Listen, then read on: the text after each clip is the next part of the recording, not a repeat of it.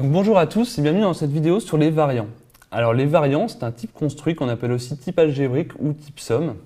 Et en fait, ça consiste à définir un type et toutes les valeurs possibles que peut être ce type.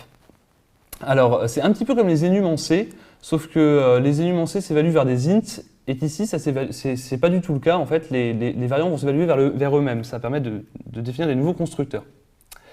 Alors, un premier exemple pour commencer. Voici un variant card, un type variant card. Alors, ce type card, voici la syntaxe. On dit type, le nom est égal à toutes les valeurs possibles que peut prendre ce type. Ici, As, King, Queen, Jack, etc. Vous l'avez reconnu, toutes les cartes d'un jeu de cartes standard, toutes les valeurs de cartes d'un jeu de cartes standard.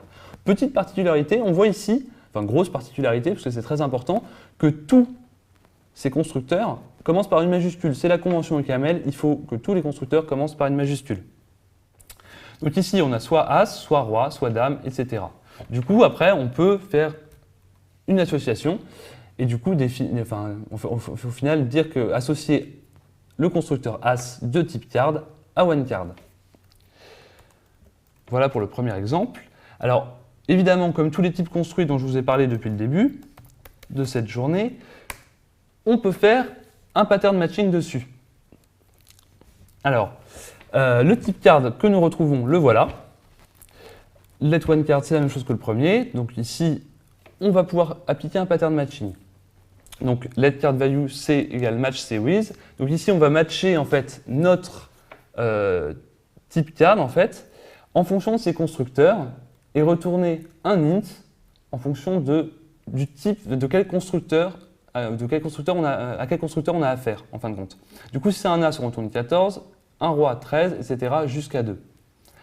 Notre fonction, elle est simple, elle affiche la valeur de retour de ce pattern matching, donc un int. Ici, on lui passe As, qui est le constructeur As, qui est censé valoir 14, comme c'est marqué ici.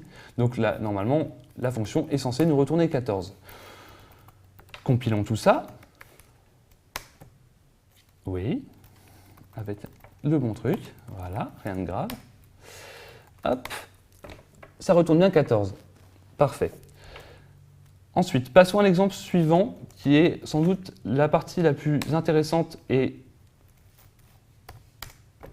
cool des variants, à savoir les variants paramétrés. Alors, en fait, dans cet exemple, qui peut paraître un peu compliqué, mais qui est très simple, on va essayer de recoder un evalexpr en OCaml. C'est-à-dire, quand vous vous souvenez, en C, c'était très compliqué, très long, très dur et très difficile.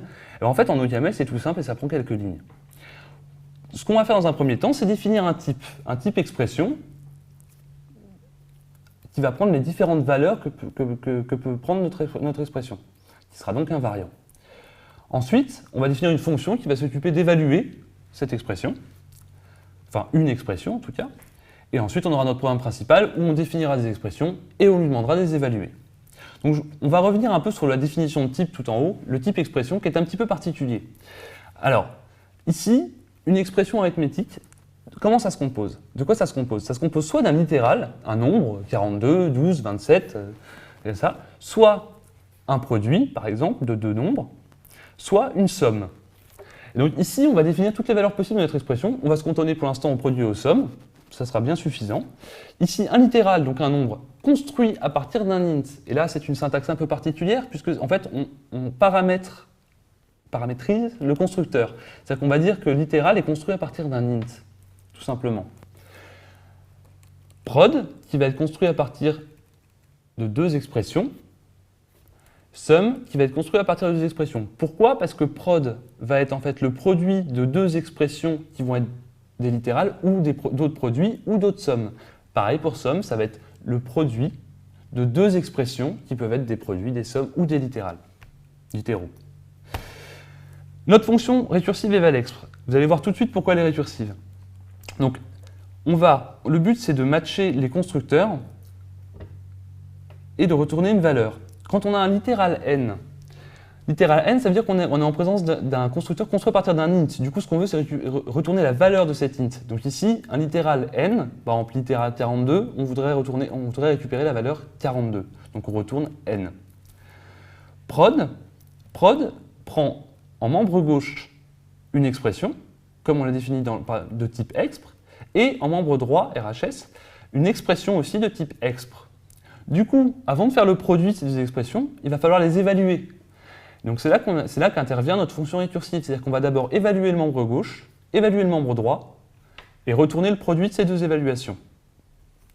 Pour la somme, c'est la même chose.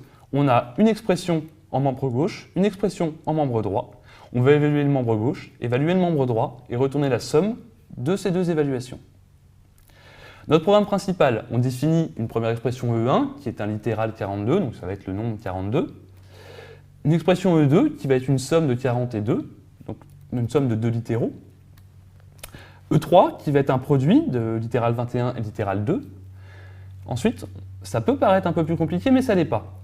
E4, c'est quoi? C'est cette expression-là que vous voyez en commentaire. 1 plus 2, entre parenthèses, multiplié par 3 plus 4. Je remonte un petit peu pour que tout le monde voit bien. 1 plus 2, donc multiplié par 3 plus 4. Alors, ici, on voit que c'est d'abord un produit de deux sommes. D'accord? Vous allez me dire, oui, mais les parenthèses, dans tout ça, comment on les gère? Mais en fait, les parenthèses, on n'a pas à les gérer, ni dans notre évaluation d'expression, ni ici. Puisque, finalement, la priorité de l'expression va être définie lors de sa construction. Ici, vous voyez bien qu'on va d'abord définir un produit, ensuite deux sommes. Donc ça va être un produit de deux sommes. Donc on n'a pas besoin de parenthèses ni de gérer la priorité dans notre évaluation. Donc là, on a d'abord une somme 1 plus 2. Donc somme littérale 1 et littérale 2. Ensuite une somme littérale 3 et littérale 4. Et ensuite, on va faire le produit de ces deux sommes. Donc prod de somme. L'exemple 5, c'est exactement la même expression arithmétique, mais cette fois-ci sans les parenthèses. Donc la priorité n'est pas la même, du coup l'expression ne sera pas la même, tout simplement. Ici on a une somme d'une somme entre un littéral et un produit. Donc on commence par le produit, on fait d'abord le produit de littéral 2 et littéral 3, qui correspond aux 2 fois 3 de l'exemple ici, du commentaire ici. À ça, au résultat de ce produit, on va ajouter 1, donc la somme de littéral 1 et du prod de littéral 2 et littéral 3, et à tout ça, on va faire une somme de ce résultat avec littéral 4 qui correspond au plus 4 ici. Voilà. Ensuite, on va gentiment lui demander d'évaluer chacune de ces expressions et voir les résultats que ça nous retourne. Donc, allons-y. OCaml-opt, exo02. Oui, si je le tape mal deux fois, ça va être cool. Voilà. About. Donc, la première expression, vous vous souvenez, c'était littéral 42. Je remonte un petit peu pour que tout le monde voit bien.